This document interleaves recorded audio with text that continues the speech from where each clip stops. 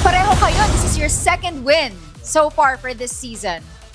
Ako, feeling ko parang hindi pa nagsisink in lahat eh. Kasi nandun pa ako sa stage kasi nag-cramps ako nung pagka-ikot eh. Kaya sabi ko Talaga, ba, hindi namin nahalata si Jeremy nung binuhat ko, sabi ko kahit anong mangyari, hindi ko bibitawan to si Bunso. Ako naman, di ako bastang nag-alang kasi binigay ko lahat ng trust ko kay Kuya Oo, Paul. Kasi isa yun sa mga kailangan nyo.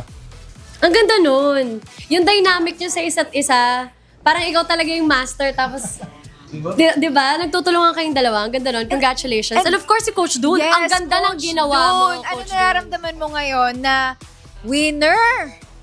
Of course, ever since nag-start kami and nabuo namin yung pyesa and nakita ko na siya ng may magandang run. Simula noon hanggang ngayon, never naman ako nag-doubt talaga. So, kung ano nilang kayang gawin. So, although, syempre, sinasabihan ko sila, wag tayong mag-expect masyado. But at the same time, let's be confident enough para maging relax lang tayo and kalmado.